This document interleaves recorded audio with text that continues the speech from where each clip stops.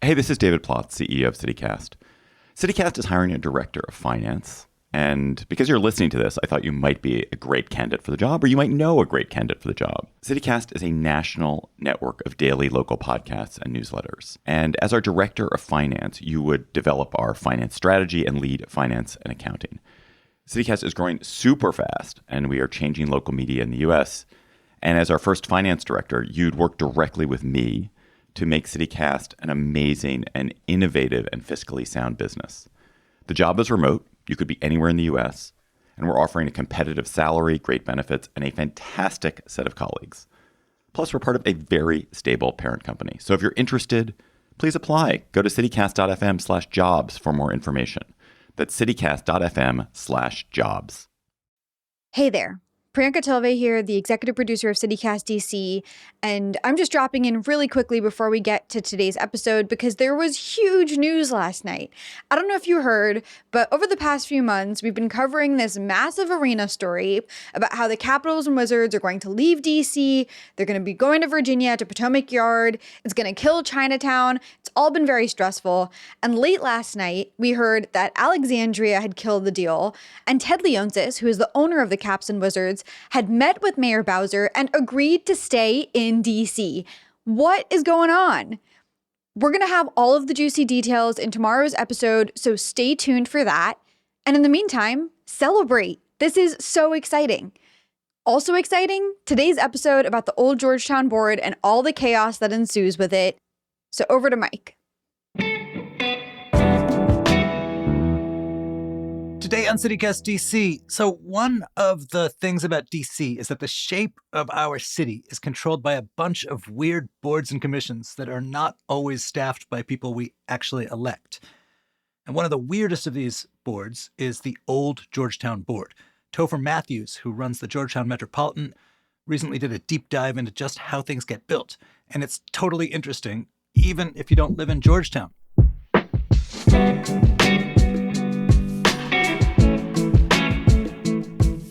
Today is Thursday, March 28th. I'm Michael Schaefer, and here's what DC is talking about.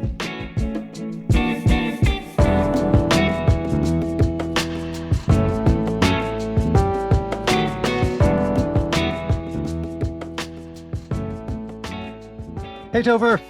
Hey, Mike, how you doing? I'm good. So the old Georgetown board, it's one of these agencies that, like the Commission on Fine Arts that it's part of, actually exerts a weird power over the lives of a lot of people here and the shape of our neighborhoods. Their job is to preserve the quote unquote character of the Georgetown neighborhood. And you wrote a piece in the Georgetown Metropolitan, which you founded, about the tricky situations this leads to. You wrote basically that the board maybe has too much power, not enough responsibility. And before we get into like what that means, can you give some examples of issues the board has ruled on? Oh, sure. I mean, basically every building that has been built, changed, torn down since 1951 in Georgetown specifically has gone through the old Georgetown board. So they have pretty much touched everything. So just speak, like if I live in Georgetown, I want to put a roof deck on my house, do I need their permission? Yes. I want to paint my front door? No, paint is actually an exception because basically if you need a building permit, you have to go through them. You don't need a building permit for paint, so you don't have to go through them for that specifically. But if you want to change what your door is made out of, if you want to make it glass instead of wood, then yeah, you have to go through them. Wait, so then when that guy put up those statues of the Transformers in front of his Georgetown house and enraged some neighbors, why was that an issue for this quasi-government agency? So that one gets a little more complicated because he is seeking approval to keep those up through something called the Public Space Committee, which is a DC agency that decides whether or not someone can put something in the public space. And in this case, those are actually on the sidewalk.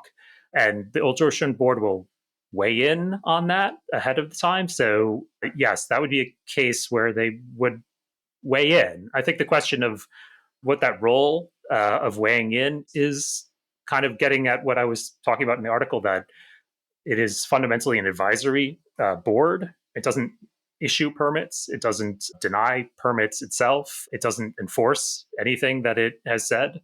That's all up to the DC government, who it advises. What did they wind up ruling about the Transformers on the man's sidewalk? So the Public Space Committee ruled that they are not allowed on the public sidewalks. And so Dr. Newton Howard, the owner of the Transformers, is appealing to the courts and trying to get the decision of the Public Space Committee overruled. The big picture is going back to the middle of the 20th century, decades and decades. Sure. If you got a place in Georgetown compared to certain other parts of town, you have a few more hoops to jump through if you want to do something to that because of the sort of laws around the historic character of that neighborhood.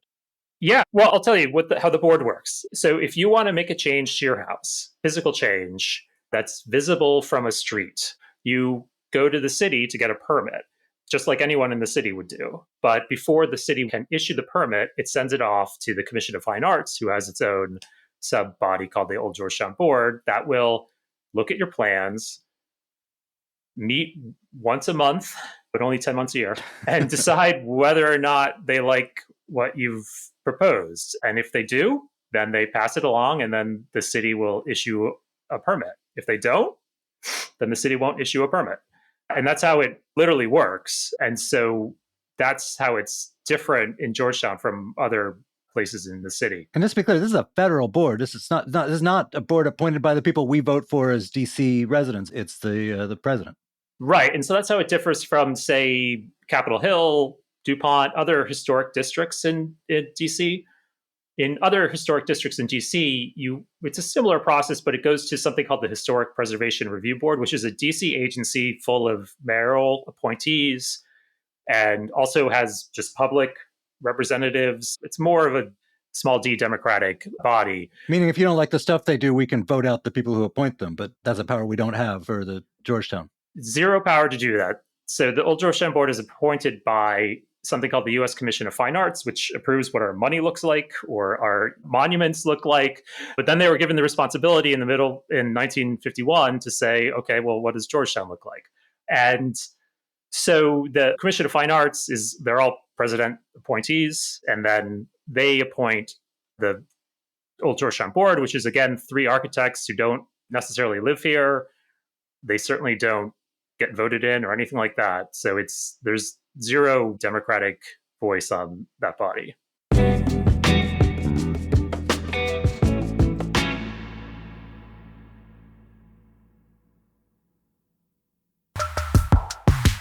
Black Cat is a DC icon, and I spent a bunch of my 20s there. These days, it is still rockin' and features artists from every genre. Many of them you would be hard-pressed to find anywhere else, really. Like Twin Tribes, a self-described dark wave duo that features lyrics about the occult and parallel universes. They're coming to town on April 4th. Where else are you going to see that?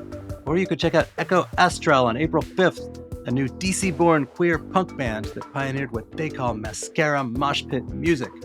I don't even know what that means. You probably don't either, but I want you to find out. You with me? Also, March 28th, Girls School. Yeah, right. Here's what you do. Go to blackcatdc.com for tickets and the venue's full schedule. Once again, that's blackcatdc.com. Have fun out there.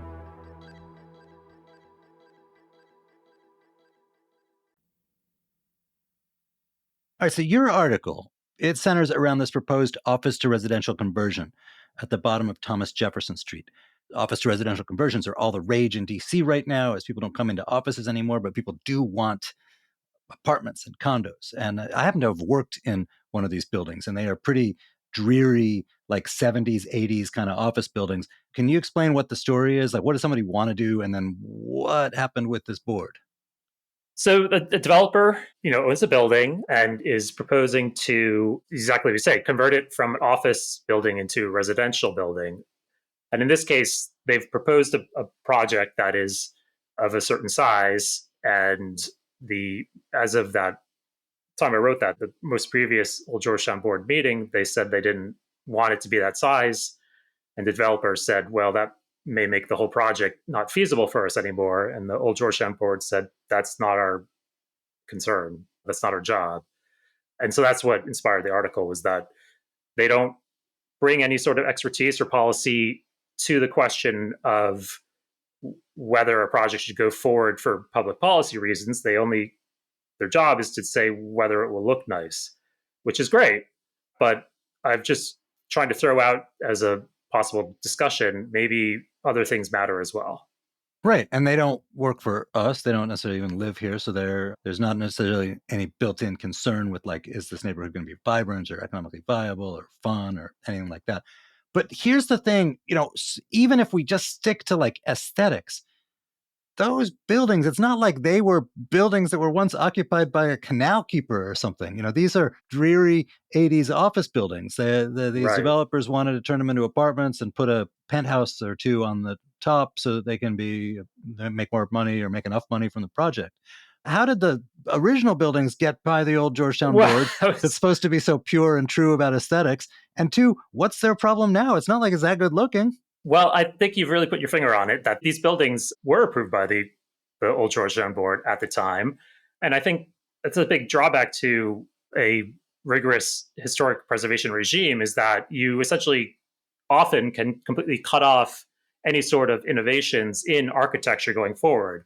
You often find that new buildings don't want to stand out, or if the developer designs a building that will stand out, the old Georgetown board or other reviewing bodies make them trim it back to where it just kind of blends in. And I think that's how you ended up with all these really dreary brick boxes down near the waterfront in the 80s, is that they didn't want to do something adventurous because they were told not to. And now we have these buildings that nobody even likes, but yet they're getting protected because it's not just about the building, it's about the entire neighborhood. The views from blocks away, is it blocking somebody's view of the river from a quarter of a mile away? Maybe that's often the justification for why buildings that don't have any architectural merit are nonetheless being, quote unquote, protected in this way.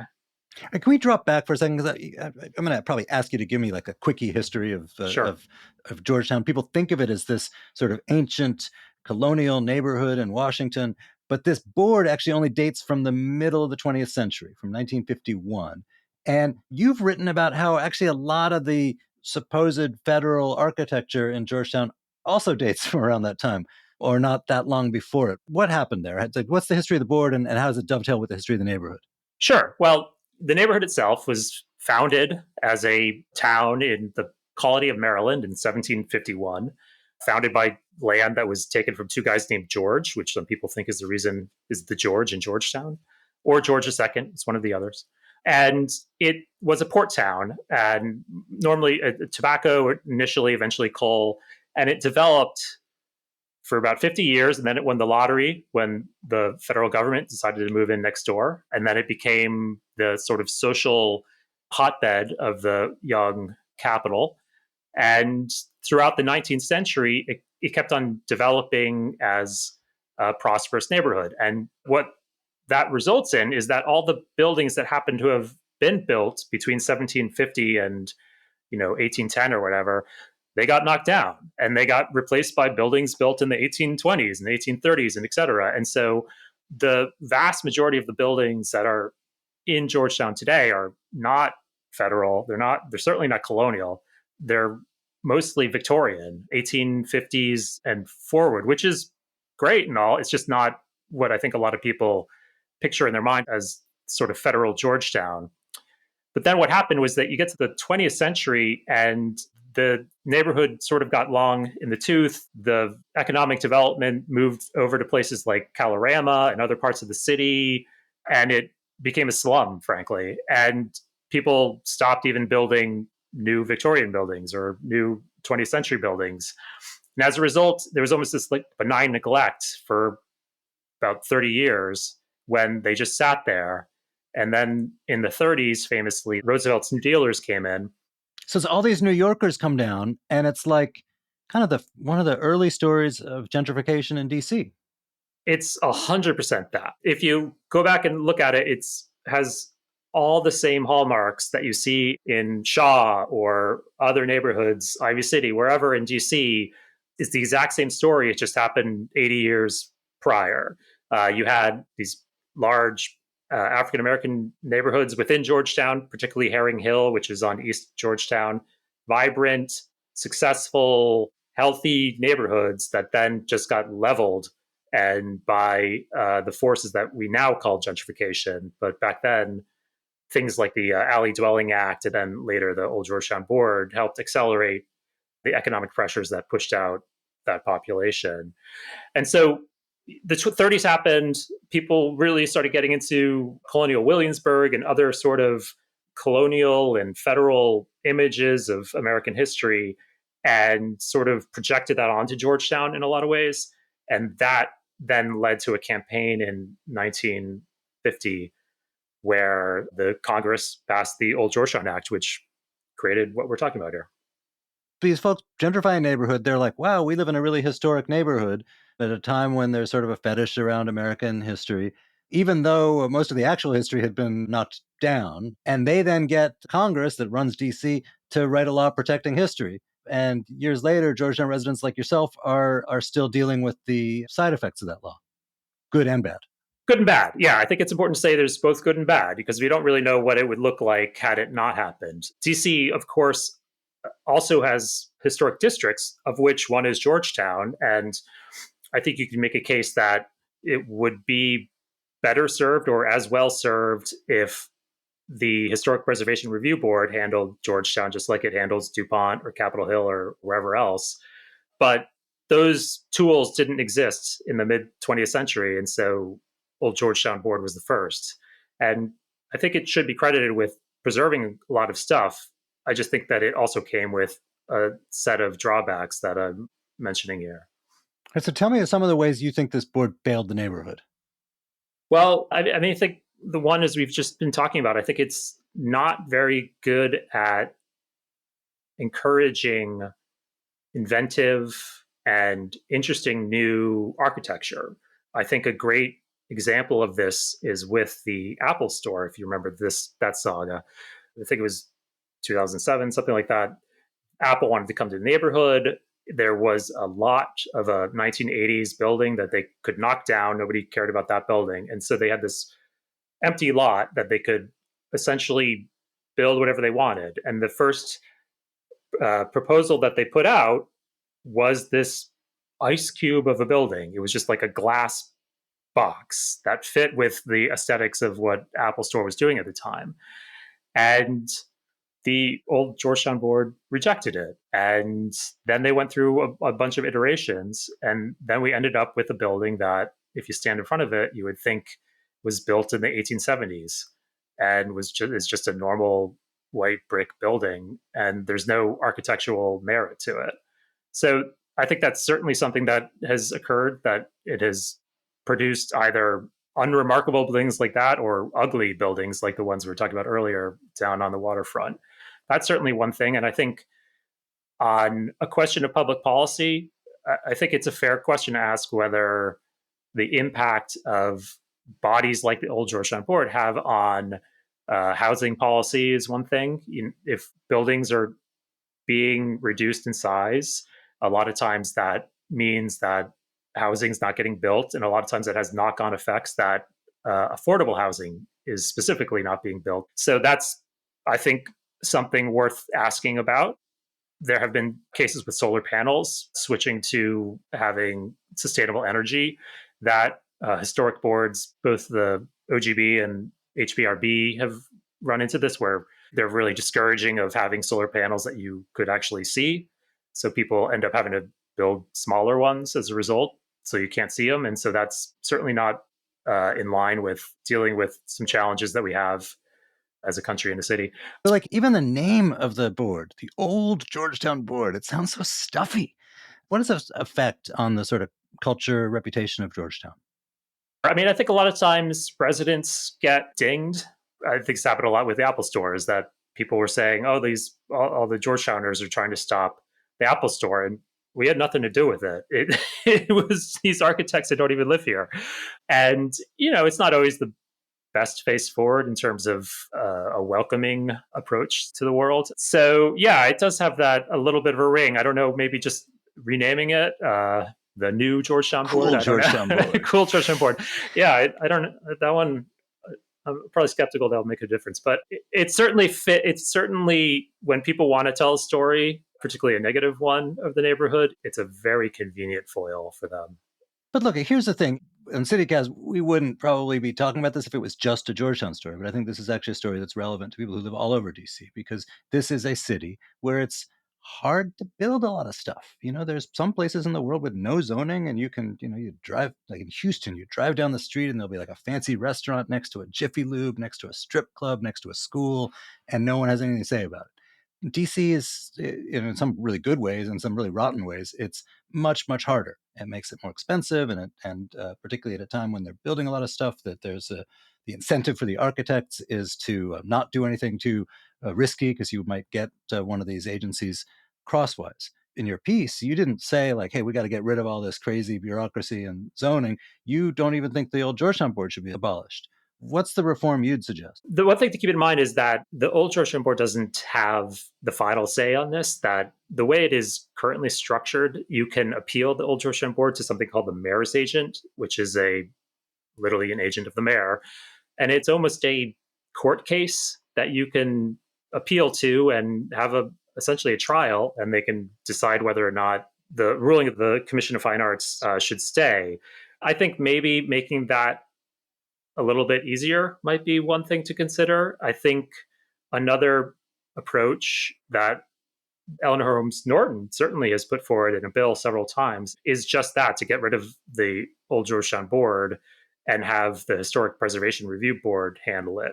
I'm not saying that's something I necessarily personally would like, but I think it's something that people should consider. HPRB does a good job. It's got a good staff, and it's representative of the city itself, in that the mayor is the one who's actually making the appointments. I mean, if your view, and a lot of people's view, is we ought to have some sort of historic preservation process, so you can't just knock down stuff willy-nilly in an old neighborhood. What is the argument for having it in the status quo, which is a thing that is appointed by the president of the United States, who doesn't, answer just to DC voters, versus the city's Historic Preservation Review Board, where, if you don't like what they're doing, you can fire their boss, the elected officials here. Right. Well, I think the case for the old Georgetown board is that a lot of people agree with it. I think that's the thing, is that a lot of people, democracy. Right. I think a lot of people, particularly in the neighborhood, particularly people who are active in the neighborhood, really like it, because it is so difficult to get things built. So there's a merit to that if that's your goal. And I am merely asking whether that should be the goal. And I think it's a conversation that should be had across the city, and not just amongst people who are particularly active or happen to agree with the result of the old Georgetown board's position. Topher, thank you for being here. And I'm really glad we got through this entire conversation without the word NIMBY being stated. It's nothing about NIMBYism. It's more of a question of priorities, and whether other priorities are also important. Because I think the old Georgetown board does its jobs fantastically. It's got, a great staff that really work hard and do a great job at preserving history. The question is whether there are other objectives that we also should be pursuing. It's been great. Real pleasure. Thank you.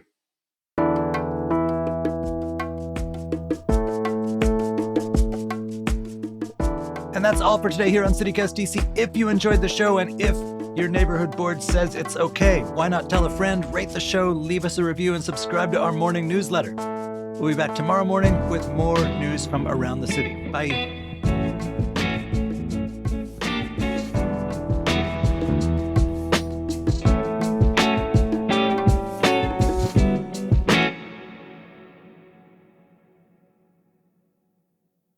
And just to be clear, we're talking about like models of the transformers from the series, not like electric transformers or other power plant tools. I have joked if they were actual cars, they actually probably would be allowed.